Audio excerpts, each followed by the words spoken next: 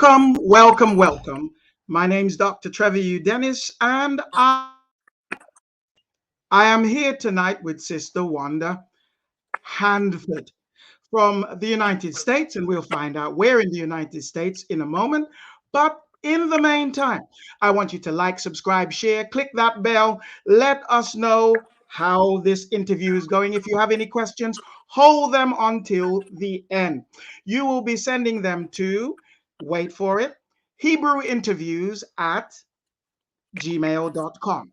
So hold your questions, write them down. You can even write them down, and our moderator will share them with us.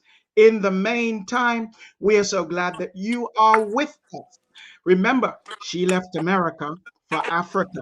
That's what we're going to discuss tonight. But of course, we're going to find out a little bit about Sister Wanda.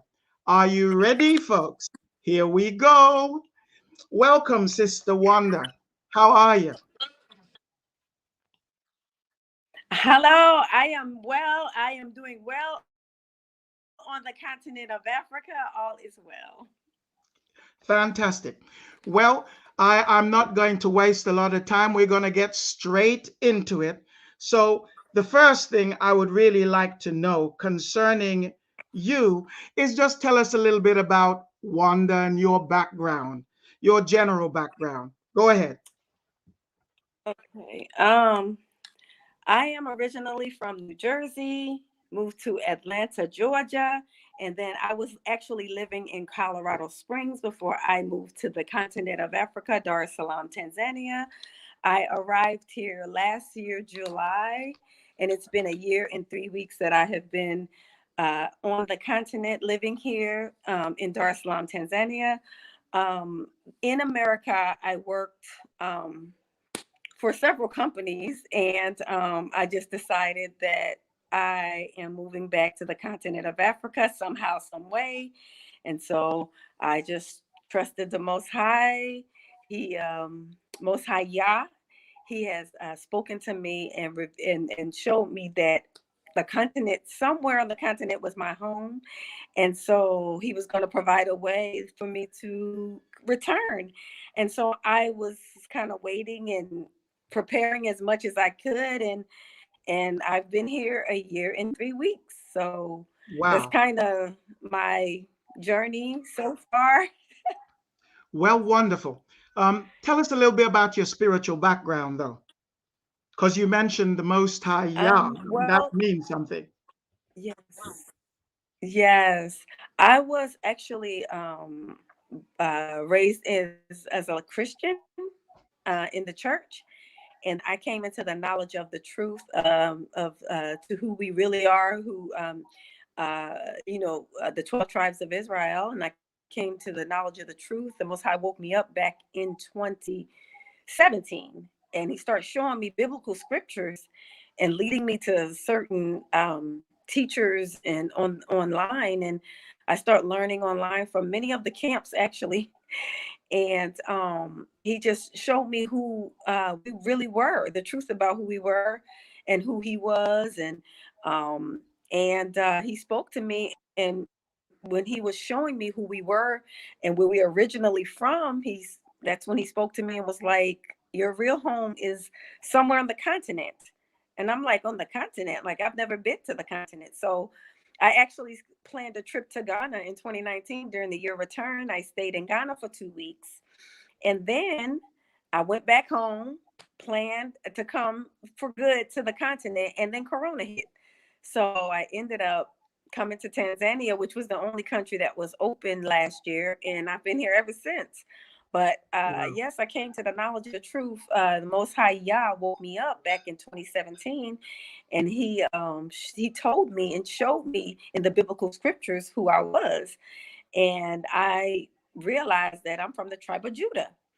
And so, Hmm. yeah, so Yes, I've been you are. awakened since then, and my purpose and mission is to assist our people to come back to the continent if they're interested, and or to repatriate and or visit. And I actually created a business on the continent called Diaspora Connect LLC. I registered a business, and so that's my purpose, is to assist those who are interested to come back to particularly Tanzania, I am here to assist. Since I've been here a year, Mm-hmm. basically they'll walk through the steps that I have, set. So. Yeah. Well, we're going to come to that. And at the end, we're going to make sure there's an Oh, okay. opportunity for you to share your contact details, etc., so that people can get in touch with you. But how did Okay. you, or tell us what happened to inspire you in the first place? What happened To inspire me to to come to the leave continent. America? Oh, to oh my, what inspired me? Oh man, the murdering of our people. I was at my wits end, seeing our people getting killed every day. I just couldn't. My spirit couldn't take it. I'm like, I can't stay here any longer. I just can't sit and watch this. This was too much for me to bear, and it was killing me spiritually. And it just, Hmm. I think that was the final straw for me. The murders, the just, I mean, I know it's been happening a lot, but it just, last year I had just had enough, and I was just like, I have to leave this place, because I just didn't feel like it was my home anyway. I knew it Hmm. wasn't my home, but that just kind of gave me that push that I needed to plan and to get out of there, because I Did you couldn't bring your take children with you?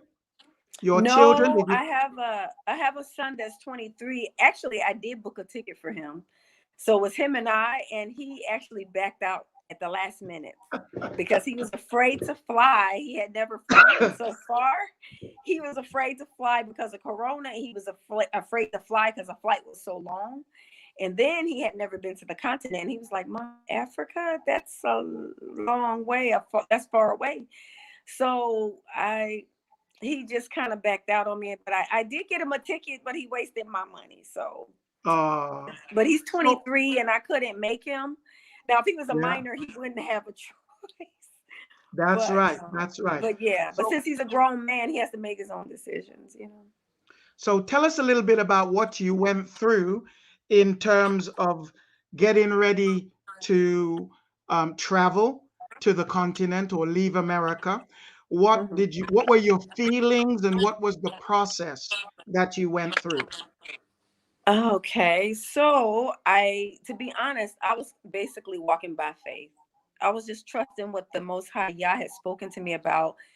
He had really placed it in my spirit to leave. Like, I felt like pressure.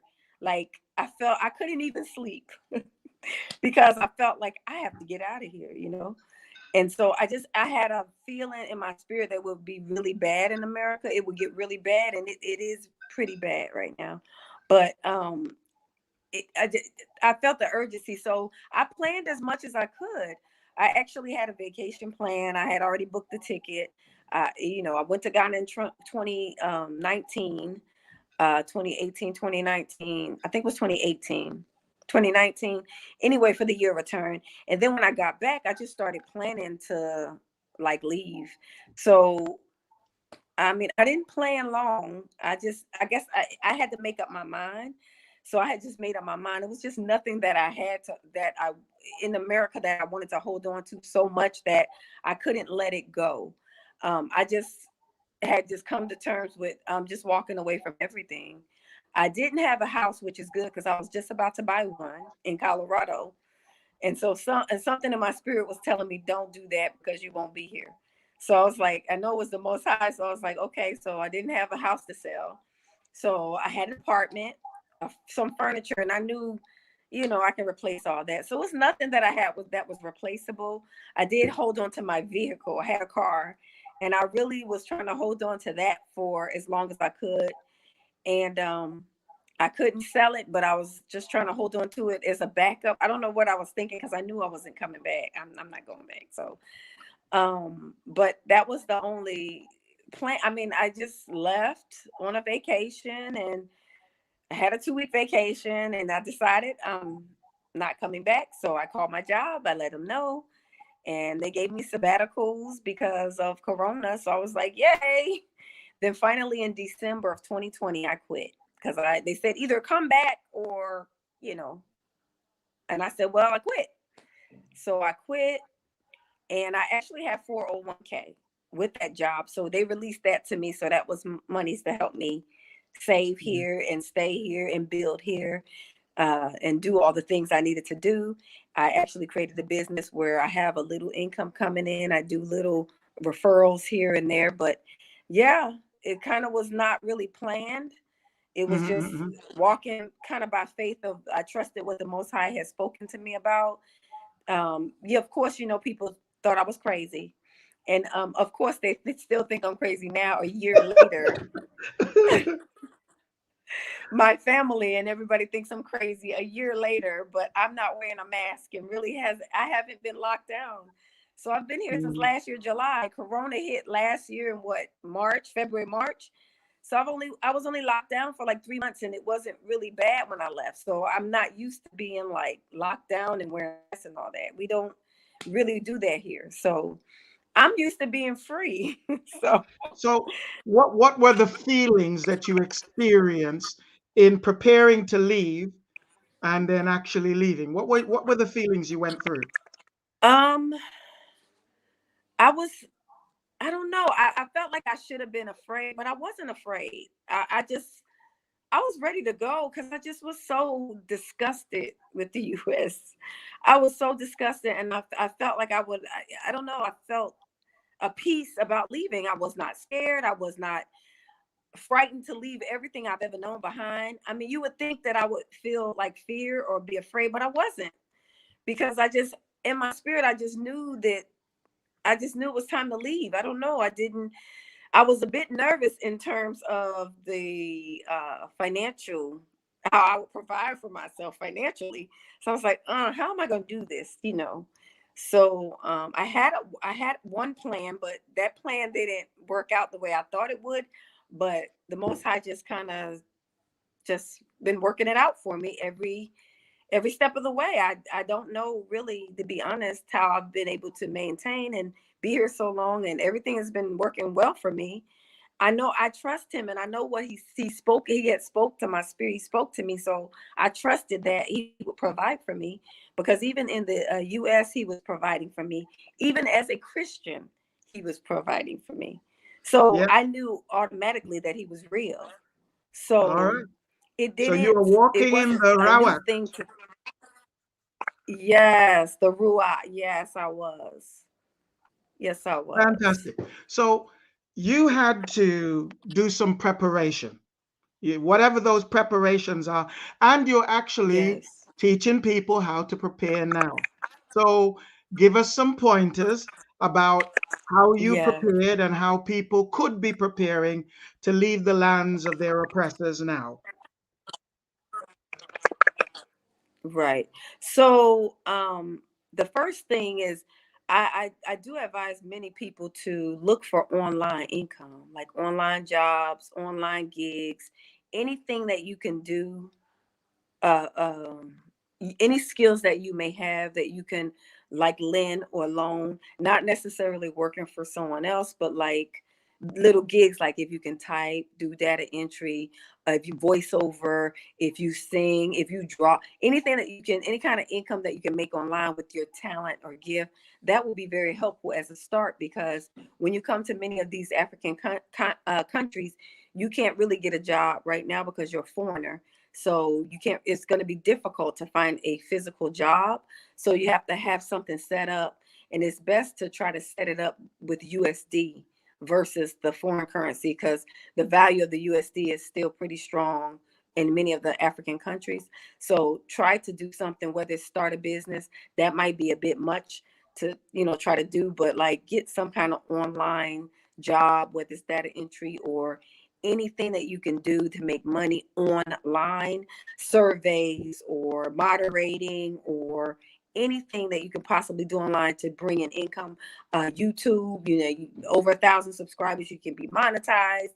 Anything online that will bring USD, that's a start in you preparing to, repatriate to the continent.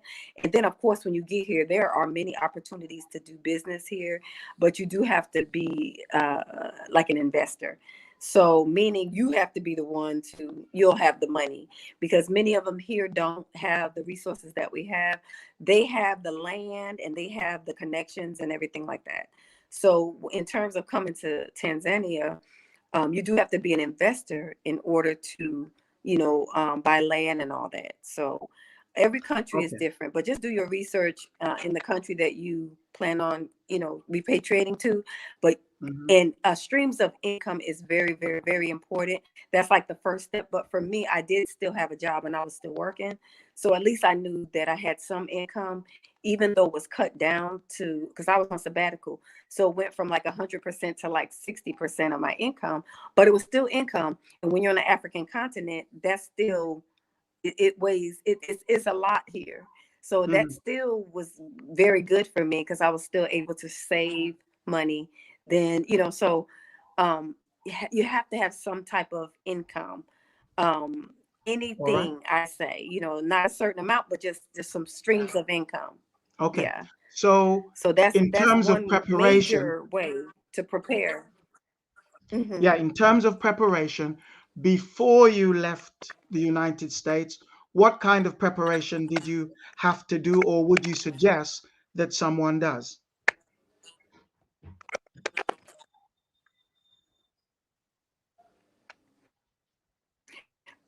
Also in the States, you can try to get rid of as much debt that you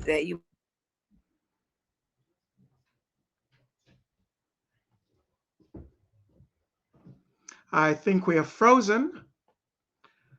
We're doing our frozen bit. So while we're doing frozen, why don't I encourage everybody to like, subscribe, share, and click that bell?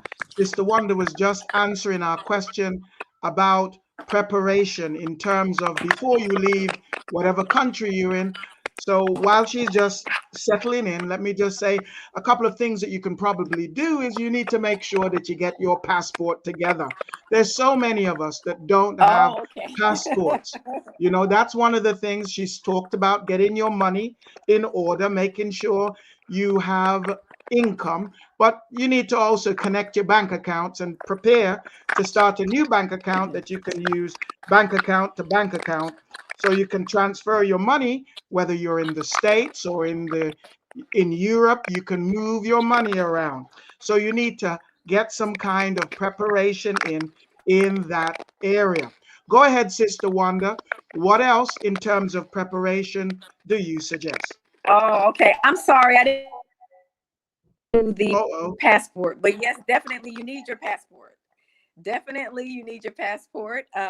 So go ahead and take care of that. If you could get expedited shipping and pay for expedited shipping, that will really help you, because they have a long wait for the passports. So if you pay for expedited shipping, then your request will go at the top of the list. So I would recommend you pay for expedited shipping for your passport, so it won't take as long. And then while you're waiting and for your passport, you can go ahead and try to get your bills in order as much as you can. Um, um, I really did not have a long time to prepare. It's kind of like it was really kind of like a last minute. I'm leaving, and as I'm here, I'll figure things out. But definitely, you get your passport. You figure out what country, do your research, which country you would like to repatriate to and or visit. Um, Okay. and also Sister bank Wanda, accounts you can open up. why Sister Wanda, why don't you go ahead and come out and come back in again? Because the Okay, transmission is a little rough. While you're doing that, okay, I need to just, okay. I will do that. yep. Folks, one of the things that you need to think about is you probably don't need a lot of clothes because when you go to the continent, you can get them made cheaply. You just need very light clothes and you need some clothes that maybe for that particular climate and weather. Just come out and come back in again. Yeah, we'll be fine. Hmm. So when you are Okay, thinking about clothes, okay. I will remember that if do you're that. coming from one of these cold countries, that you don't need a lot of this heavy clothes. You know what I'm talking about? You need clothes that's light and airy. You need to be thinking about and researching what kind of diseases are in that country and seeing what kind of solutions you can bring in the short term to deal with that. So if there are any medication or if there is any local solutions to, for instance, mosquito bites, you need to think about that and prepare for that. Because unless you're not prepared for the climate, maybe some of those little fans, you know, the ones that, you know, a manual fan as well as a little battery operated fan, you need to think about these things that will deal with the climate. You also need to be thinking perhaps about some things that will allow you, let me just get our sister back in, some things that will allow you to deal with issues such as security. You need to think about food. Maybe you need to take a little bit of that in your baggage. I don't know. Let's see what the expert has to say. Oh, yeah. So I'm talking off the top of my head or on the fly, we call it. So go ahead and tell us the actual things that you need to prepare mentally and physically for. Okay. So, as far as what you bring, the women, especially, you don't need all those clothes from the West. You can get dresses, skirts, clothes here, shoes here. So that's one less thing you have to bring with you. And as far as mentally, you do have to understand that this is a different environment, and everything is not exactly like the West. So you may not have all of the amenities that you're accustomed to. Things might be different. For example, they have traditional toilets for for us. We're not accustomed to. They have the ones that are like in the floor. So that's something that we have to mentally prepare our minds to be okay when we see them, and we don't panic. You know, it's different, but it's an adjustment. Just different things. Even with the lights out, we're accustomed to always having electricity. The internet, it could be in and out, even if you are in a good area. I'm in a pretty good area, but sometimes the internet, as you can, it's not as stable as in the West. So we do have some internet connection issues at times, but it happens like that on a lot of the African continental countries. So just have to be aware of this. It's nothing gonna be perfect. It's not gonna be perfect, but it's workable. You just have to have the right mindset. Just understanding that things are gonna be different. You may not be able to bathe, take a bath, not a shower, because almost every place has showers, but not all places have tubs. So we're accustomed to bathtubs. Okay, so something like this, you have to be okay and I was understand now that now you know. what you're talking about there, internet outage we can live with. Water Okay. turning off we can live. Electricity, not a big deal. There's things called candles. But toilets, ah, pit toilets, that's Not gonna be all, challenging. not, not all of the places, but in Tanzania they have a traditional toilet, and it's just like a urinal, but it's on the floor. So not you gonna you out of two bathrooms, you're gonna have one with a toilet and maybe one without. So just don't be shocked and you know just Hmm. taken back by some of the things you might see, because we're not accustomed to some things. But you don't have to get a house with the traditional toilet. I'm just saying, if you see it, don't panic. So Okay. but that's Okay, my let's move along now. Moving along. In terms of moving okay. along, freight. You know, when you're going to Okay. a country, you want to pack some of your lovables and you want to send them by freight. But my concern, and I'm sure some of our viewers will be around about theft, extortion, security of the items we are trying to send.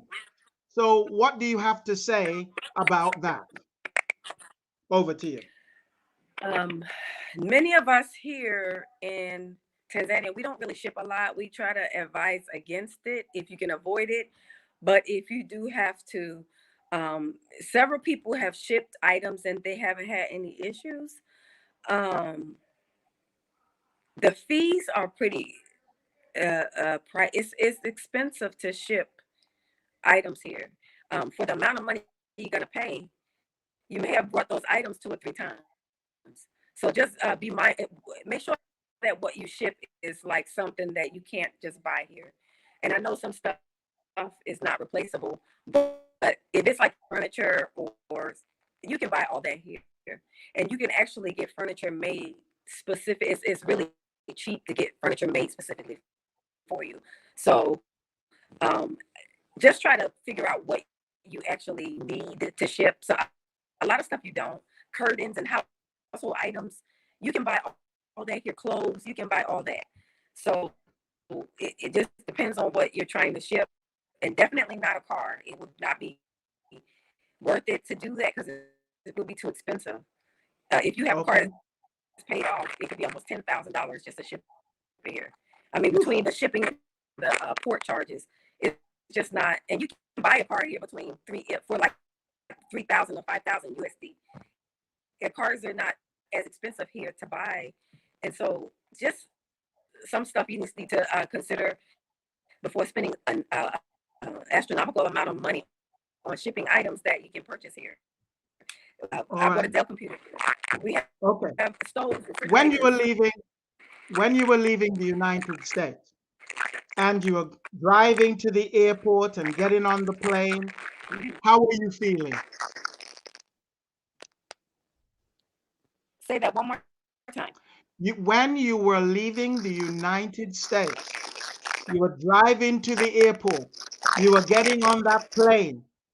How were you feeling? What were you thinking?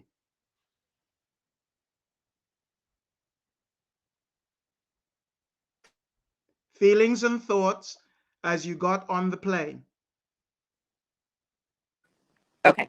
Can you hear me? I can hear you. You were frozen for a moment, but you're back. Okay. When we were when I was getting on the plane, I was thinking that the US would not let me leave and they were gonna come get me and make me stay in America. I was so afraid. I was so afraid that I was like holding my breath because I'm like, they're gonna come back and tell me I can't leave.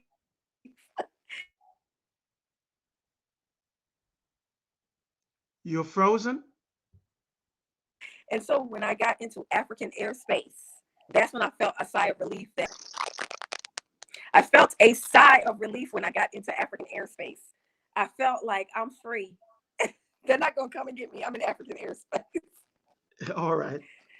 It was I a get it. beautiful feeling once I got past the fear of them making me come Okay. back to America. So now you land in Dar es Salaam in the airplane. Tell us first 24 hours, the challenges you went through in the first 24 hours. What were they? Okay. So when I landed in Dar es Salaam, Tanzania, and the plane landed and I looked outside, oh my goodness, tears began to roll down my face. I mean, I was not crying, but I felt overwhelmed with happiness and relief. I was like, I felt like I'm home finally. It was a weird feeling because I had never been there. But every time I blinked, tears were streaming down my face and I could not stop the tears. I was trying to hold back my tears and they were just streaming in. At the time, we had masks and face shields, and everybody was kind of looking back at me like, because I was sniffling, like, and they were looking. I said, I'm not sick. I'm not sick. I'm just crying. I can't stop. I can't stop. and tears were like rolling down my face. It was very emotional. It was like a spiritual, emotional. I don't know. I had like a wide range of emotions, but I felt free. I finally felt like I'm free, like I made it home. It was just a feeling that is so hard to describe. And it was when I came out of the airport and I felt the heat. I love hot weather. And the heat, and then the trees, and then the air was so clean, and then the tropical climate, and I saw all the people that looked like me. I was like, did I pass away and go to heaven? Because I felt like this is how heaven gonna be. So it So was amazing. It was yeah, this, yeah, first 24. What yeah. did you go through? The first 24 hours, I felt like this is paradise. Like this is really something that you dream about. Like it was just, I mean, it was a city. It wasn't like huts and all that. The things that we thought about the continent, like Africa. It was a city. It was a big city. It had buildings and everything that we used in the West. They had the same stuff, and then they had the beautiful the ocean was all around the peninsula, where most of the where I stayed, and everyone's speaking Swahili. Of course, I didn't know the language. I spoke English, so it was a little challenging at first because not a lot of people speak English. Um, they know that very little. At the airport, they did, but when you get out in the community, it depends on where you go. A lot of people don't know English. So So did you go to a a house or did language you barrier. go to a hotel? I did. A I stayed local in a hotel. hotel, a local hotel, and I had a friend that I met through another brother who was in the truth in South Africa. He referred me to a brother that's in Tanzania that's in the truth. So he was in the truth, and so he helped me out with the language barrier, and he spoke for me. He met me, he took me to the ATMs and helped with my phone, and he just helped me get acclimated into the country. And everybody was so nice to me. They treated me so special, and I was just I couldn't. I mean, I had never been treated as special as I have been treated since I've been here. Um, my own family don't even treat me as special as they treat me here Okay. because I don't know. They So don't. Yeah, they are you just got very over the first 24. kind. How long did you stay in that hotel? I stayed in the hotel for 2 weeks, And then? and then I met a diaspora family. Another, it was a Jamaican couple actually, and they were renting a house in the Masaki area, so area in Tanzania, and Dar es Salaam, and they had an extra room, and they said, "Well, you can come stay with us until you find a place of your own. We have extra." They had like 5 rooms, so they invited me to come stay with them, and that was the most high. Open doors for me to not be by myself and to stay with a family that was from the U.S. So I stayed with them until I found a place of my own, and it's been beautiful. Wonderful. So what were the transitioning issues that you had to face over this first year? Because you've been there a year now. There must have been transitioning issues that you had to resolve. Um, well, as far as the U.S., if for me, I wanted to try to get rid of everything. I got rid of most. I didn't have any like a house or any uh, property to sell, which is good. That's something less than that, because a lot of people who can't leave and do things until they sell their homes or their properties. But I didn't have to deal with that, so all I had was furniture and an apartment. So that was easy to kind of resolve. I had a car, and I was working on resolving that. And then it's just the phone issue. I had a local a U.S. phone that I was paying, so I had to try to get everything transferred from the international phone to the to the local Tanzanian phone, which they have long distance and everything. So that's an easy transition. And then they have banks here. So if you want to open a foreign bank account or bank account here, you can do that. So you can, however you want to, transfer money, or and you can do that here too. So you have, and even on the continent, most of them have banks that you can open an account out there. And if you want to go ahead and get your money transferred over, you can do so. Or you continue to use both. Some people do both. They keep both numbers. They just use the international number as like they'll get like a minimum bill, like $20 or $30 just to have the number, and they just keep the number and just use the local phone most of the time. So it's kind of easy when you get here, the transition from your phone, your bank, stuff like that. And I think that was the main. And then of course, looking for a place of your own. That's you have to do that here. But the transitioning part nothing was really difficult for me because my mind was already made up.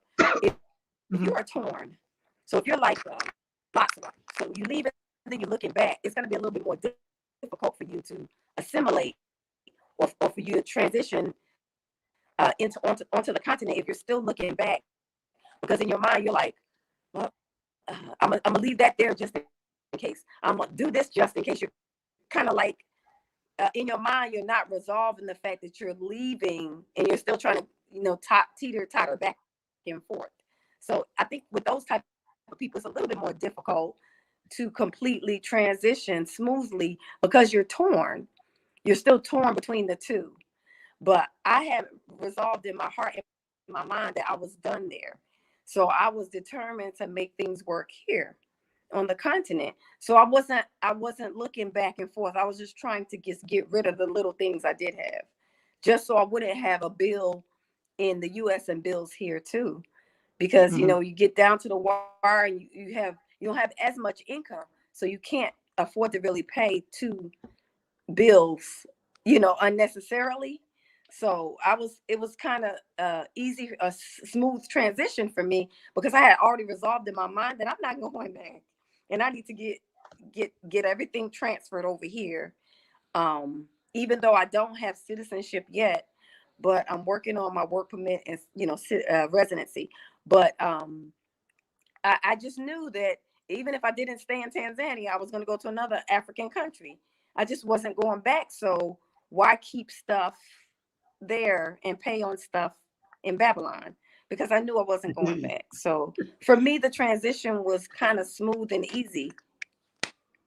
Okay, you've covered some of the issues in transitioning, but some people be wondering about medical things, and legal things would be two things that will be on their mind, especially if they become unwell. What would they do? So, can you speak to that? Okay, I couldn't really hear you. It was like a little staticky. I don't know if it's my phone. Yes, medical things and legal things. What are the challenges there? Oh, okay, okay. So the legal things, um, I'm not really sure. Looks like okay. I'm back. Okay. So I wasn't really sure about I'm not really sure about any legal things because I didn't have any legal things, but I don't know if you yeah, I'm Well, I not sure about consider a any legal business. things because I didn't have anything Business. legal. You have a Basically, business, I right? was That must be a legal thing.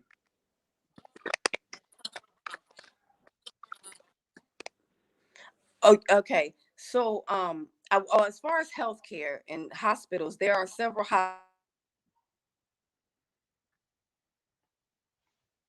Oh. We are currently interrupted for a small time. So do like, subscribe, share, click the bell, let us know that you're watching, and make sure that if you have any questions, you write to me, Hebrew Apostolic at gmail.com or Hebrew Interviews at gmail.com. Now, If you have any questions tonight, make sure you put them down in the box, because then our moderator will let me know what they are, and we will do our very best to answer them. We're talking currently about if you have any legal issues. Make sure that if you have legal issues, that while you're in the country, you're trying to find out who the reputable legal representatives are. Who are the legal representatives that have a good reputation and those that have a bad reputation? Make sure you take recommendations from your friends, your fellow citizens who have come to that place. Ask them, who's good and who's bad, and get those things, those names and so on, down in your notebook, so that when you do have need, all you have to do is tap into that. You don't want to be looking for legal representation when you need it. Make sure you get those names before you ever need it. And so Sister Wanda is going to tell us a little bit about medical care. Sister Wanda, medical care, go for it. Tell us about it. Okay. So there are several hospitals and clinics here. We have the same services that we have in America, but they're a lot cheaper. Women have had babies here recently, and in America it's thousands of dollars. Here it's like $800, $600 to have a baby. So anything here it's a cash paid system. So if you have insurance, you should be able to use it here, but most of us just pay cash because it's more affordable. I have gone to the doctor and to the dentist, and I've had work done, and it's a lot cheaper than in America, even when I had insurance. So there are plenty of hospitals and medical facilities here, and they service every. They have specialists here. Some of the same services that we have in the U.S. they have here. I know some people don't really think that. I don't know, but we're good here. Like we have the services we need, and it's funny because we're here and we eat very healthy, fresh fruit, vegetables. People don't really get sick here that much. It's kind of not weird, but it's a blessing. But people don't really go to the hospital that much because they're hardly ever sick. But if you do have to go, they do have doctors here. They have specialists here. They have pharmacies here. They have medications. They just have different names because they have a FDA here, but it's not the US FDA. They have their own. Tanzania has their own FDA. So their medications are approved to their FDA. So they may have an allergy medicine that may not be Benadryl. It's called something else, but it's for allergies. So they have Okay. malaria FDA, pills that's if Food you get Drug malaria, but it may not be what Administration. they use in the US. Yeah. Okay. Yes. They All have right. their own here. So they Thank you. approve Thank their you. Thank you. own. Yeah. And then as far as legal representation, there are attorneys here. I heard what you said. There are several attorneys here for different issues, registering the business, immigration. So there are attorneys here as well. But it would be good if you had one, that you in the U.S. that you could consult with as well. That would be helpful just to give you guidance if you are in a situation, because because of the language barrier here. Sometimes you may need a Tanzanian to like an interpreter for you, and you want to make sure that that information is relayed correctly. So that's the Yes. only Yes. thing about the attorneys here. Could be kind of a language Okay. barrier situation, in that you may So, have a specific question. Yeah. So yeah, that's it. But they do have attorneys. all right. So let's say I jump on a plane and I land in Tanzania, and there's this thing called Hmm. culture shock. What are the kind of things that will shock me, but I'll get over it, that you have observed for us Westerners? Um, Possibly if you've never been in a lights out situation when the power goes out, that might throw you a little bit because it can go out unexpectedly at any time, day or night. So you could be in the middle of cooking, washing clothes, Yeah, and then it will just go out for a couple of hours. It can go out for 1 hour, come back on, or it can be out for a couple of hours. So Sister you'll Wanda, learn to live your. that one is not a shock because there are people Okay. where I am that comes from the Caribbean, and in the Caribbean it will go Okay. out for days, sometimes longer. Okay. So that's not a Okay. problem in the Caribbean. That's not a In problem. England, it Well, doesn't I would happen. say the bathroom situation that you mentioned, that might be a culture shock. That's sure, sure, that one's a shock. Yeah. That will throw you a little bit, but it is what it is, right? But that's something that you just have to prepare your mind for just in case. Let me think of what else that's really, really different. That's the only thing that I've noticed that kind of shook me a little bit. Okay. Is the Yeah, but everything else we can, handle. It might be cold water. You may not have hot water all the time. It runs cold quickly, so that might be an issue. We don't have dryers here, so if you we hang our clothes on the line, so that might be something different. Um, Okay. Okay. yeah, Well, there's this thing yeah. called there is this thing called culture stress. And what it really means is that you drop into another culture and Hmm. you meet something that you probably never get over. It always stresses you out. So that could be, from what you have said, it could be not having a spin dryer. It could be Right, not having hot water coming through the right, taps, that some people get stressed over that. And it could right. be not having electricity 24 hours a day. For some Hmm. people, it might be stressful. What else do you think on the continent might be stressful for a Western minded, melanated person? If you're coming to a country that does not speak English as a primary language, that could Oh, be yeah. a major Hmm. issue for some, because you're used to, as in the being in the West, handling your business a certain way, and you can't do that when there's a language barrier, when getting a driver's license, when registering a business, when trying to handle any kind of governmental things, and the language is, you can't speak the language, you have to wait on other people. That might be something that we're not accustomed. That I know we're stresses. not Yeah. accustomed to having to wait Hmm. on other people. Hmm. Hmm. Hmm. You have to I, you have to work on your patience. so, So so you've learned the that language could a be an bit, issue. haven't The you? patience. You've learned the language a I'm bit. sorry. So, what are other things that we may have to learn? Yes. Yes. And it's an easy language to learn, but yeah, that's something that you just have to, as you're living in this environment, the culture, you'll learn it slowly. It's like they help you like babies. So they say the same thing all the time, so it's easy to catch on. But another thing I was thinking about is the language of the money.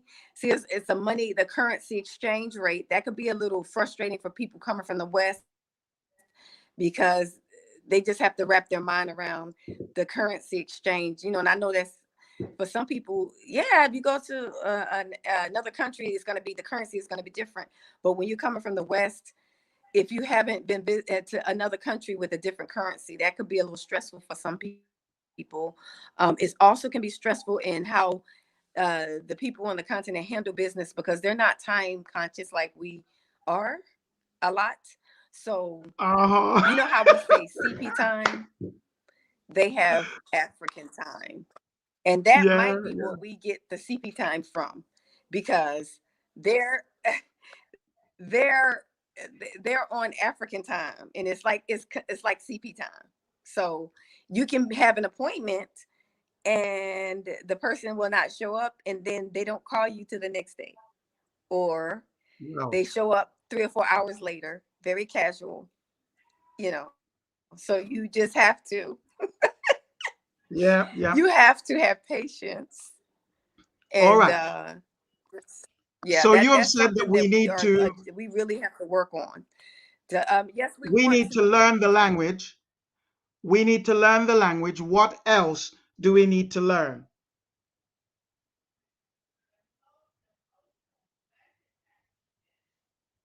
Are you frozen?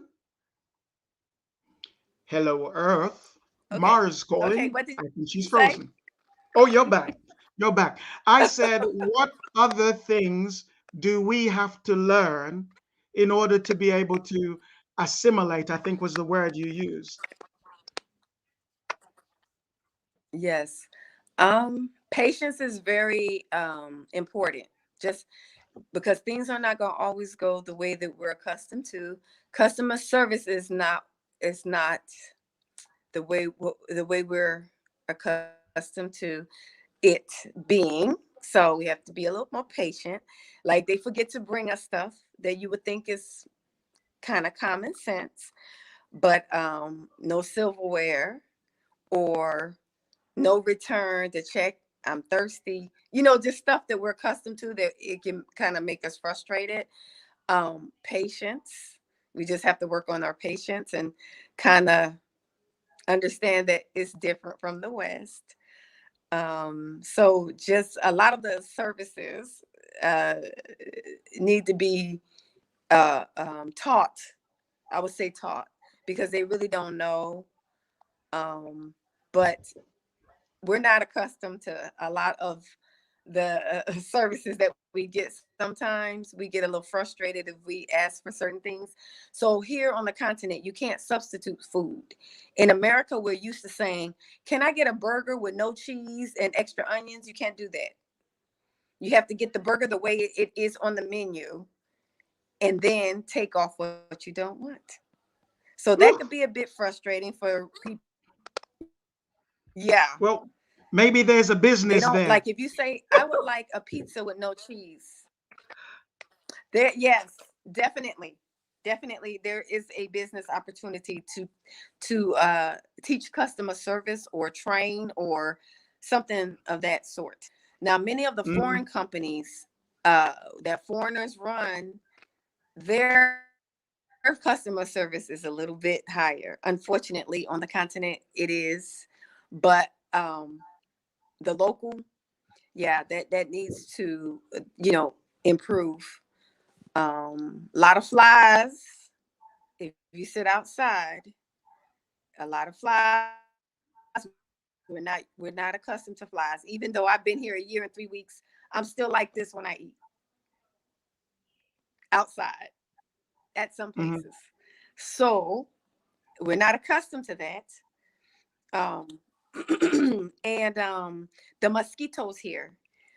We already know that that's something we can work. We can. They have creams and stuff, but it's just little things that we um are accustomed to that we have to learn to when we do it, we have to be patient. Okay. So Sister Wanda was just talking about things that you may need to learn, and she stressed patience. You see, one of the things that many people don't understand is this, that when you are in a different culture, you are not where you normally are, you've got to have a different mindset. Culture means this is how we do things here. And here is Africa, here is the Caribbean. And when you get here, here is different to there. So don't expect there when you're here.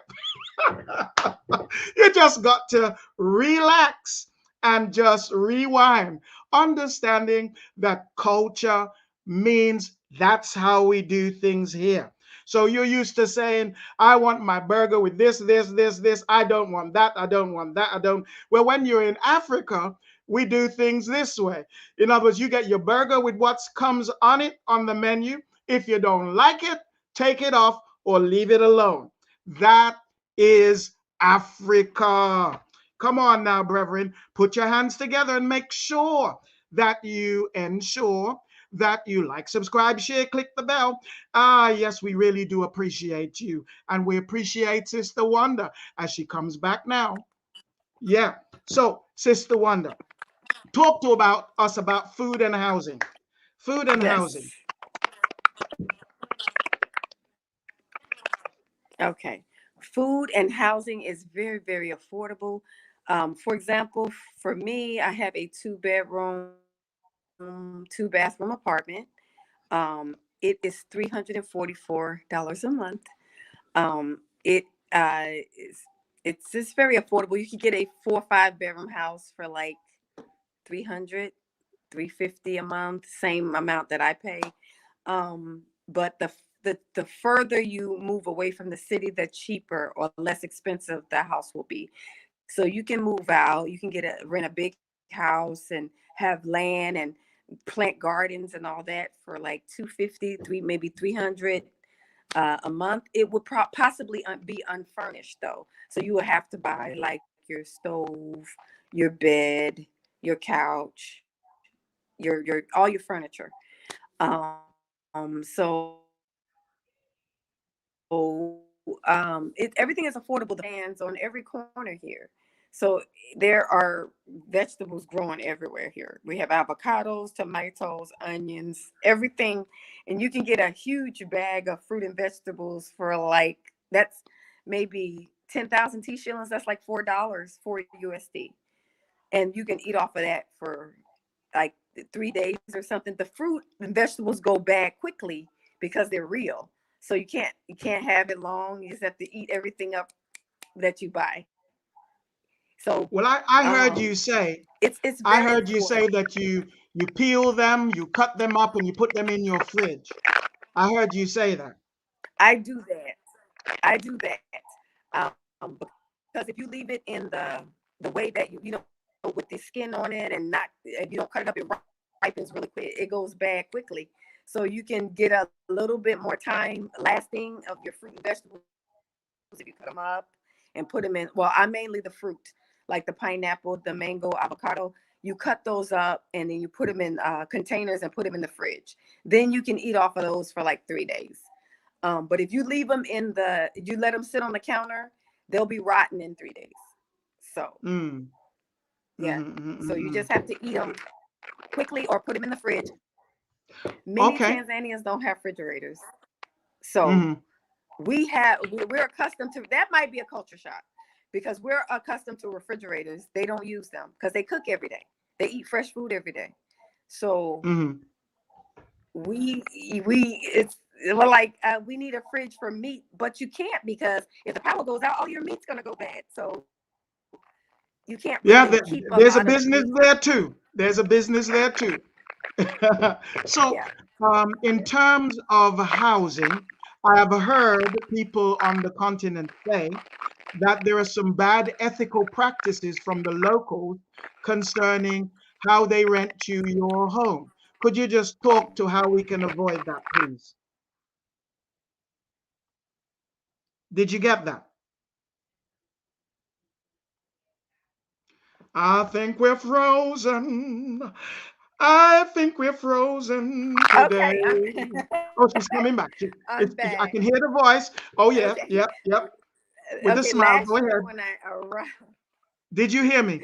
My question. okay, last year when I arrived, okay, the prices were a lot reasonable last year when we first, but since so many of us are coming now, they're starting to kind of charge us USD prices. So it's kind of not a good thing because now they're starting to charge us close to what we would pay in the US. And so it's kind of not fair.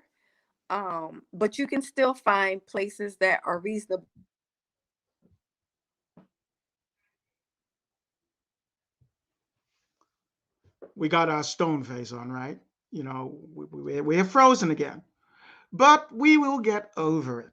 Somebody say breathe and release. Breathe and release. Are you ready? Are you ready? Are you there? Are you there? Okay. She's refreshing. So we were, Mhm. oh, she's back real quick.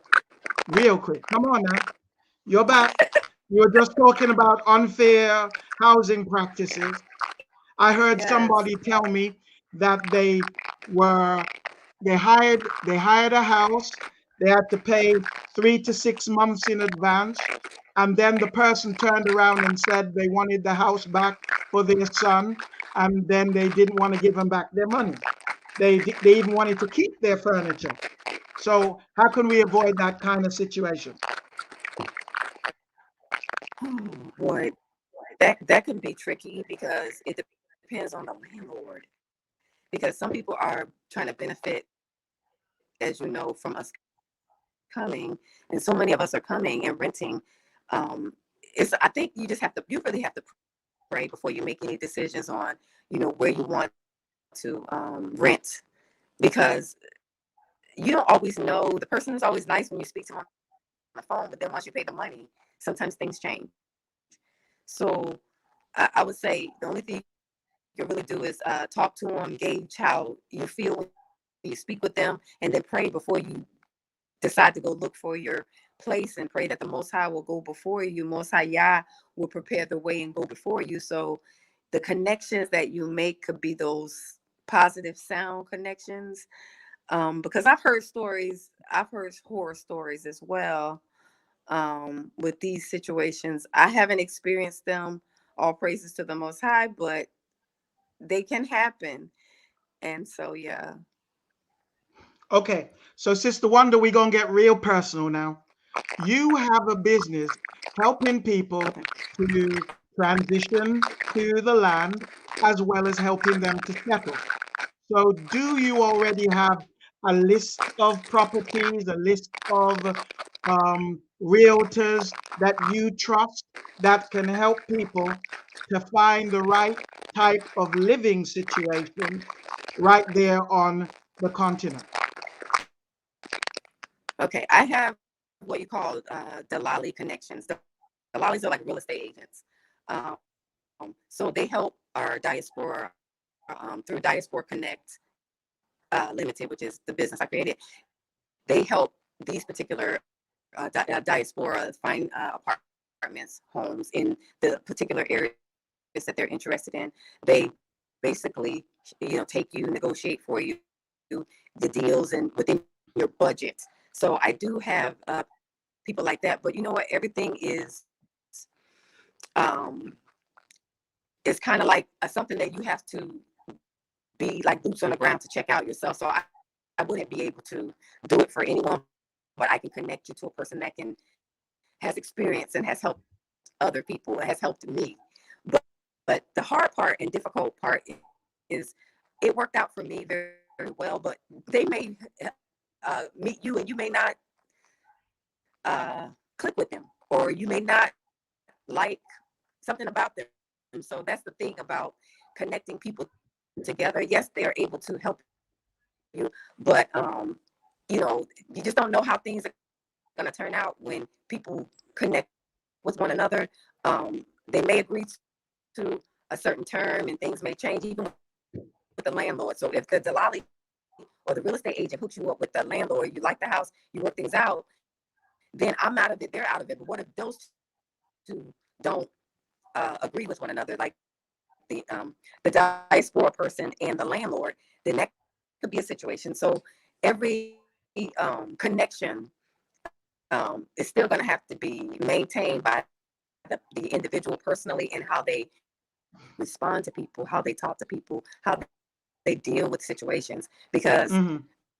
if the person has not a good attitude, or if they have an attitude of entitlement, then that might not work out with that landlord. So sometimes those type of things happen with some of the landlords and some of our diaspora, because the personality uh, could be an issue between the two, and then the attitude of entitlement, especially because we come from the West and we're accustomed to certain standards and certain things.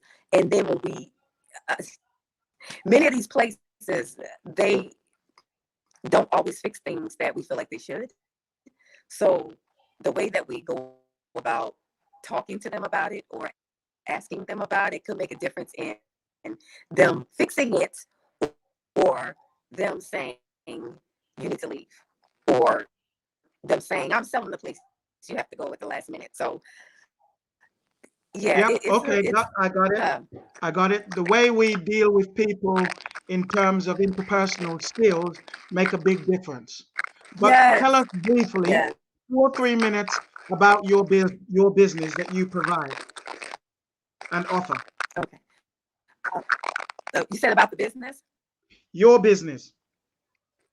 Okay. So yes, my business is, I registered it in May, and it's called Diaspora Connect. I have 2 Tanzanian partners, and so I connect the diaspora or people in the West with, here with services and resources on the continent. So anything that they may need, from being picked up from the airport to being dropped off at Airbnb. I do not book accommodations, so I don't book your hotel, your Airbnb, or your flight, but I do recommend hotels. I do recommend airlines that I encourage people to use instead of some are better than others. So I do make recommendations, but the reason I don't book accommodations is because I'm going to be honest with you, the standards of these houses here are not like what we're accustomed to in the West. So they don't have inspections done like we do. They don't service the houses for termites and issues like they can have water problems and electrical issues. They don't keep up the standard all the time here. So that's why I don't do personally, Airbnb, house rentals. I kind of refer a Dalali or real estate agent to the, client and let them go look at it. They have to check everything because they're not what we're accustomed to. And they look nice, but after being in there a month or so, you can have some issues that the landlord may or may not fix because you paid for 6 months. So they may not call you back. So it happens every now and then. I haven't had that issue. I've been really blessed that everything works fine where I am. It's kind of a new apartment complex in a compound. So it's kind of new. So I don't have a lot of water issues, or light issues, electrical issues. Everything is perfect. I have air and I have fan. And so I haven't had any issues, but I know some people who have. So, Okay. but I do provide those services, driver's license. If you want to do business, I do business consultations with my 2 Tanzanian partners and the person, the diaspora, person that comes. If they are interested in doing business, then we'll all meet with that person and advise based on their ideas and what is lucrative, the type of business that are lucrative on the continent, because everything is not going to make you money. So we kind of advise on those areas that would be make you money, and it also will help build up the continent. So yeah, my business, the email address is diasporaconnect0@gmail.com. If you are interested, you can send me an email. DiasporaConnect@gmail.com, correct? Diasporaconnect0@gmail.com. Zero. Yes. DiasporaConnect0@gmail.com. Yes. Okay, And you can just send me an fantastic. I hope email. you got that out there, folks.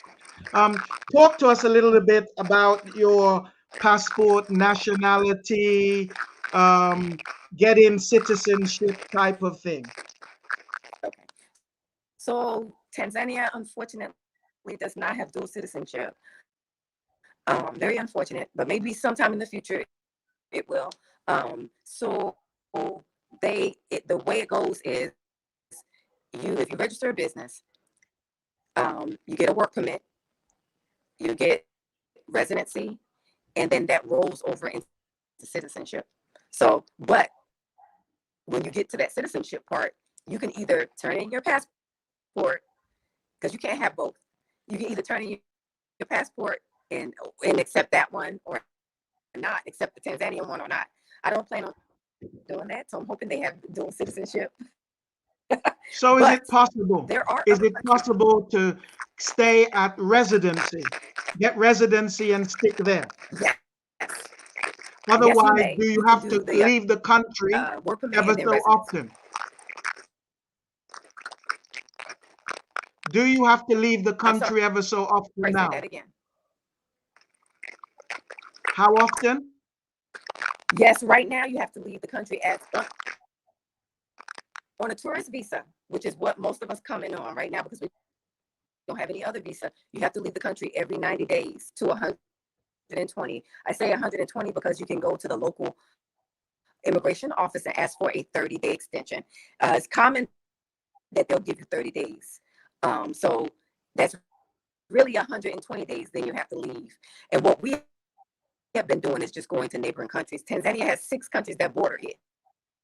So you can go to any of those to visit, stay for like a week and come back, get another 90 days. And you have to keep doing this until you get another visa, whether it's a work permit, residency, whatever your situation is. Yeah. What's the And cost? then the cost. Okay. So the cost you mean to travel to another country? To leave and then come back.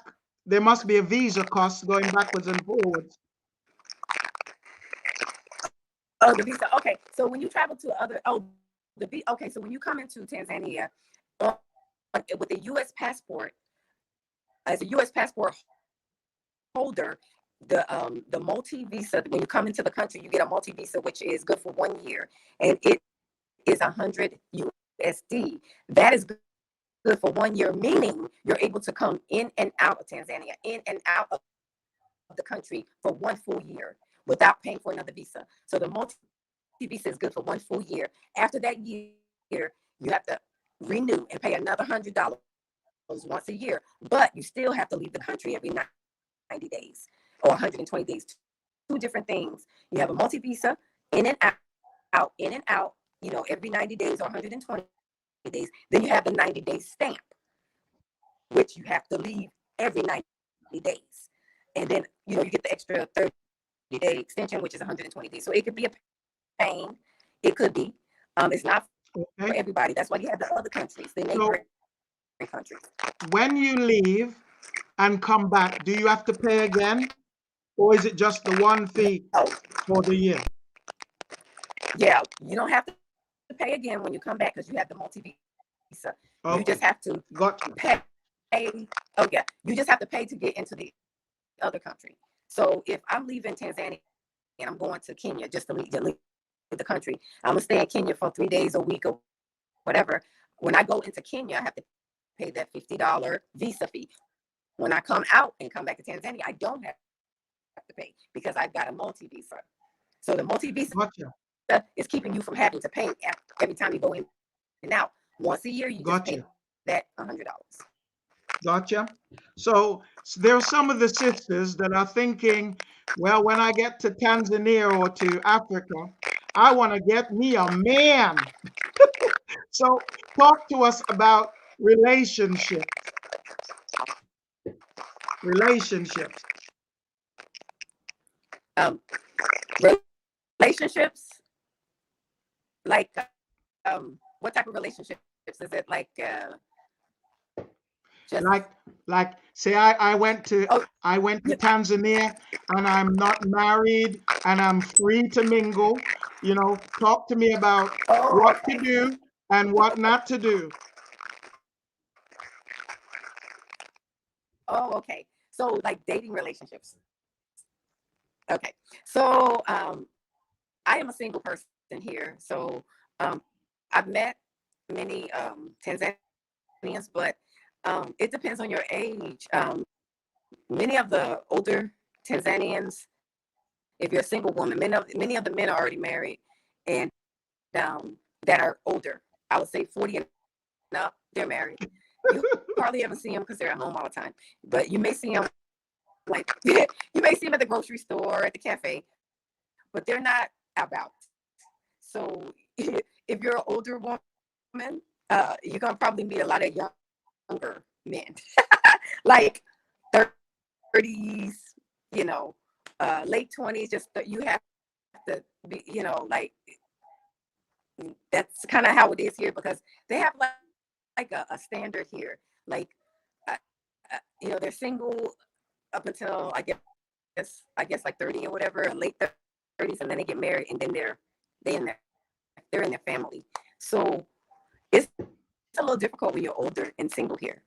I noticed that. And then another thing is it's difficult in relationships because you don't know if someone is interested in you because they think you're rich.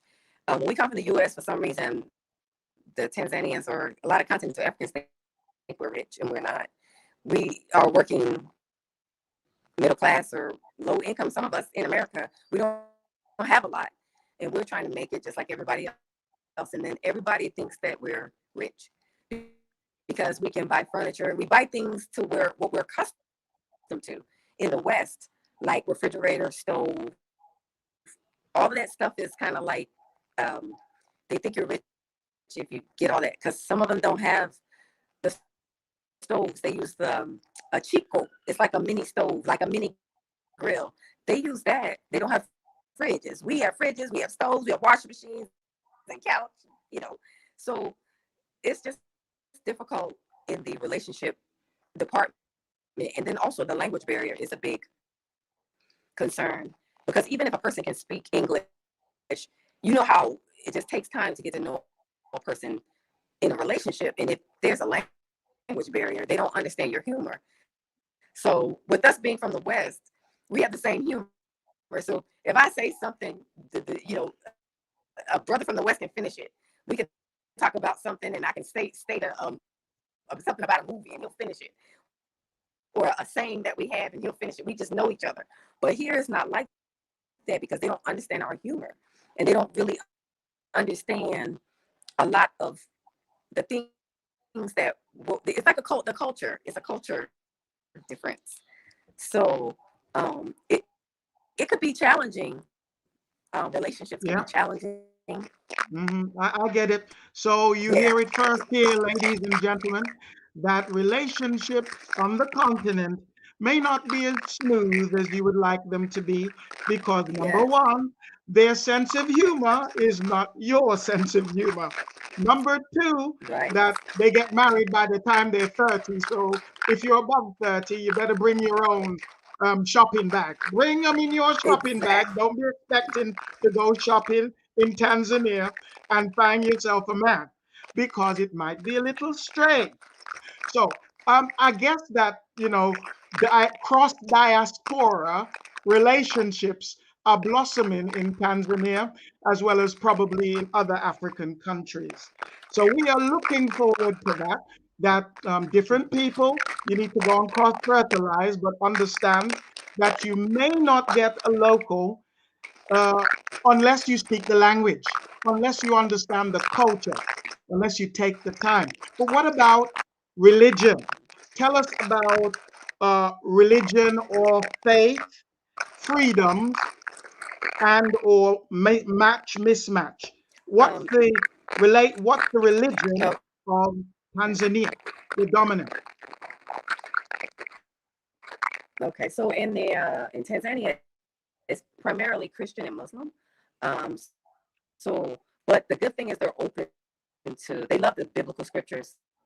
A lot of the Christians love the biblical scriptures. It's a little bit easier to talk to them about the truth here, because they already love the scriptures and they know the scriptures. So if you say, you know, you know, you quote a scripture to them, they'll know exactly which one you're talking about. So it's just a little bit easier to talk about the truth with Christians, with a lot of them here, because they're open to listen, and they don't. They're not as closed-minded in terms of like shutting you out. They don't normally say, "I don't want to. I don't agree with you. I don't want to hear what you have to say." They normally don't do that like we do. We So kind of do they're that in the West open a to little bit. listening in Tanzania. They're open to listening, but are Yes. they receptive to the truth? You getting any movement there?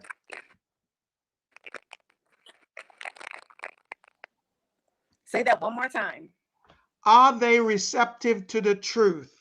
In other words, when you talk about Black Jesus, which is Yahweh or Yahweh, do they understand those things and receive them?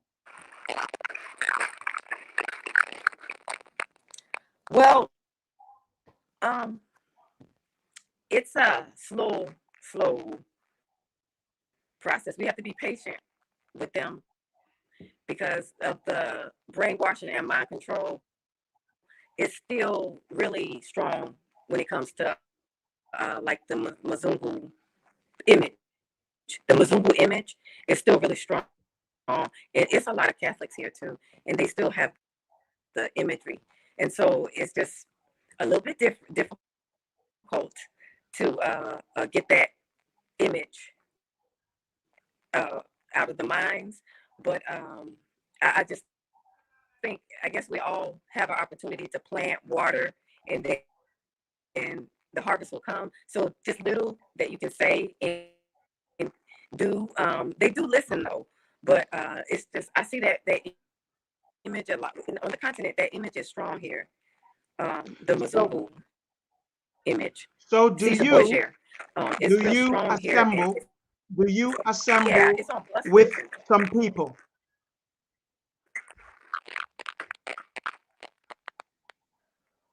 Do I'm you sorry, assemble with some people,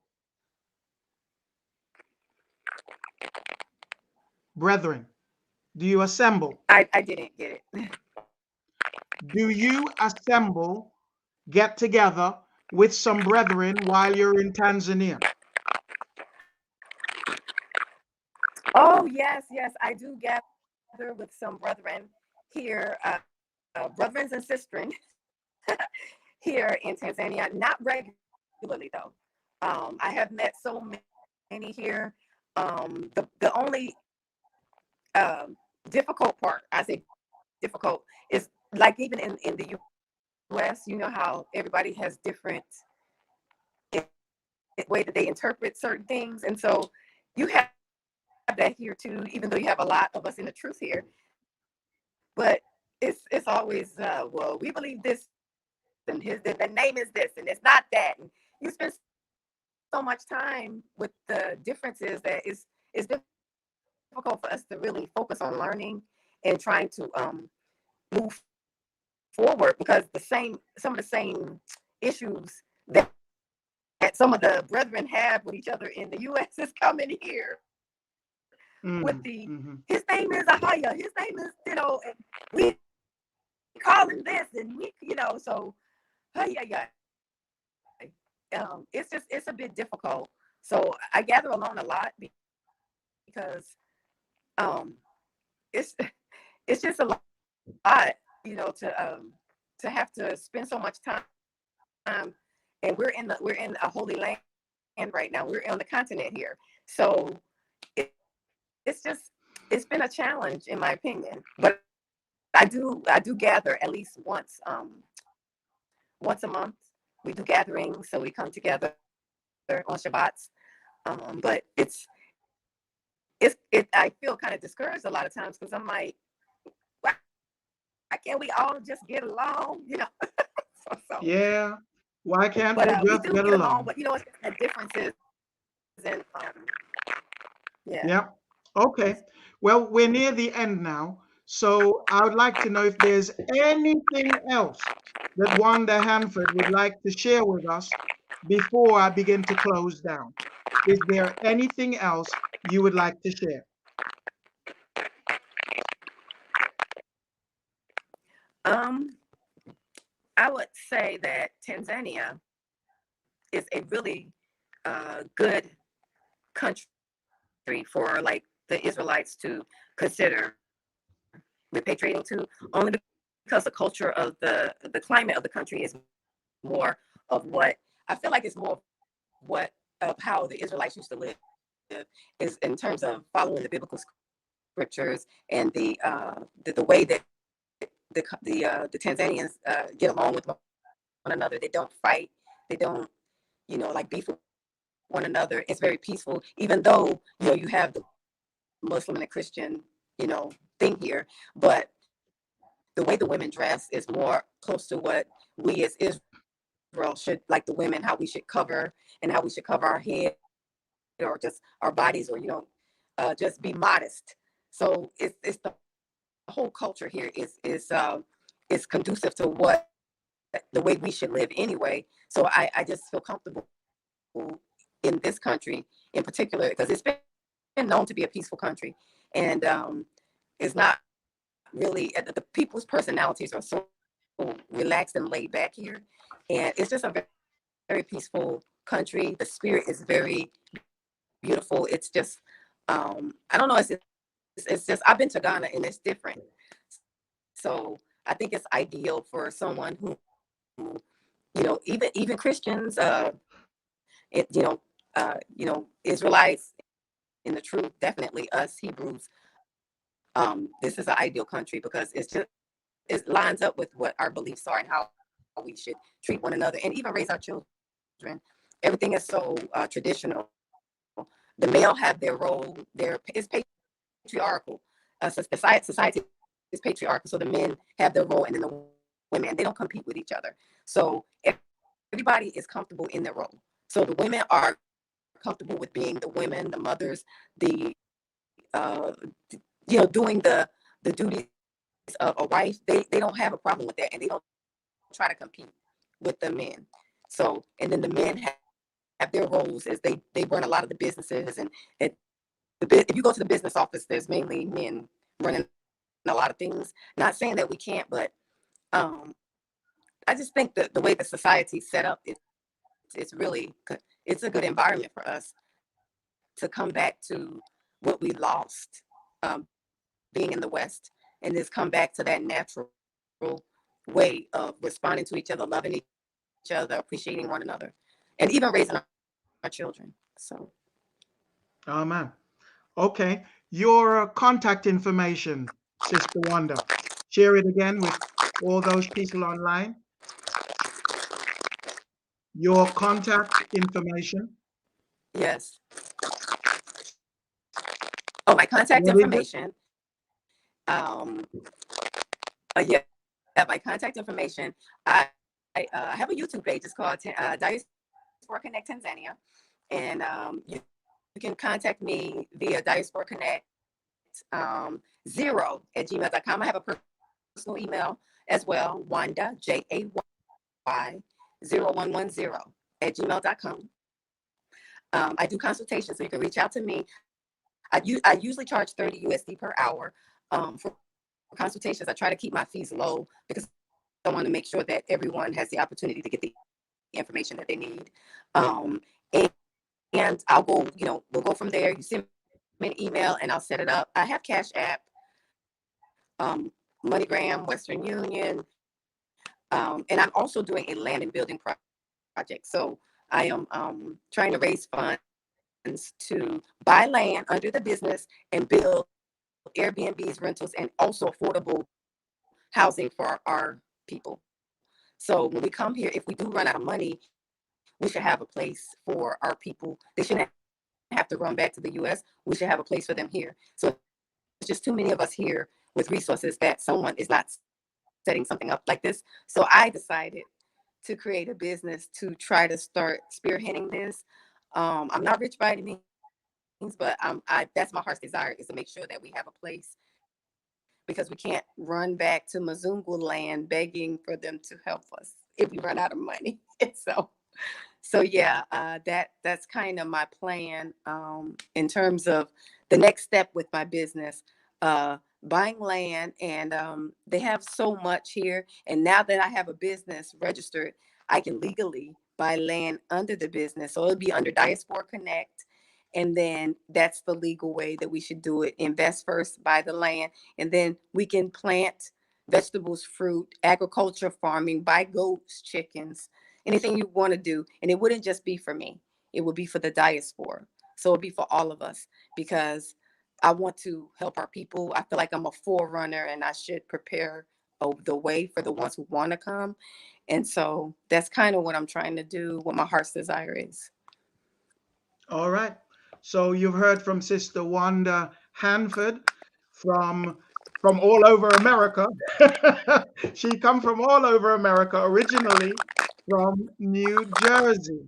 And so she's been telling us about moving to Atlanta, Africa and Colorado. what that means.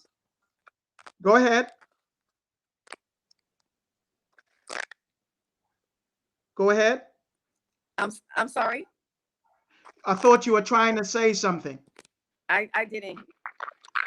Okay. Oh, I was saying, just repeating what you were saying. I said Atlanta and then Colorado. I've been all over. Yes, yes.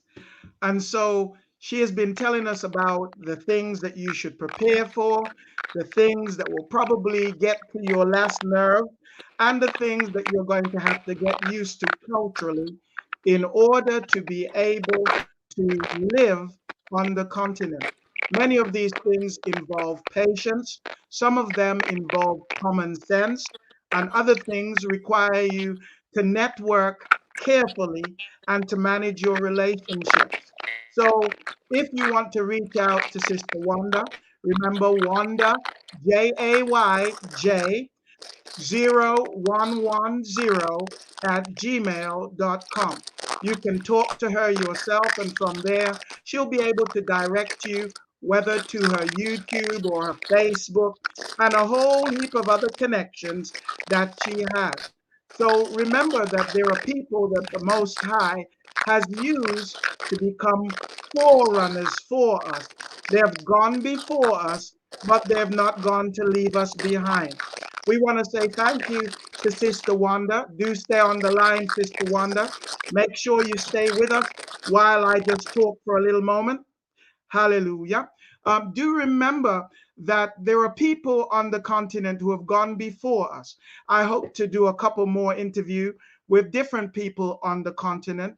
As you can see, tonight's connection on the internet was tenuous, a bit difficult, but nevertheless, we got through it. And I hope that you learned something from it. Remember, like, subscribe, share, click the bell.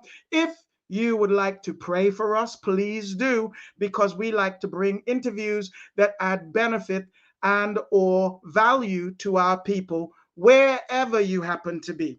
If you want to give to our ministry, remember, just look at the streamer below and you will see how to do so. If you would like to give to Sister Wanda's ministry, remember, write to her, Wanda, JAY0110 at gmail.com, and find out her details so that you'll be able to give to her and support that ministry which she has. She has Cash App. She has just about every instrument of collecting money that you can think of. You just need to know what they are. Connect with her. Connect with her. And we would like to say thank you to our moderator for tonight. Thank you to all those of you who have been watching, and let you know that we appreciate you. We are Barak, blessed, in order to have you. Remember, wherever you are, have the mindset that we are going to unify. We are going to work together. We are not going to allow divide and conquer to get to us. May Yahweh barak you in the truth and cause you to stand strong in Yahweh Shai's name. Bye for now.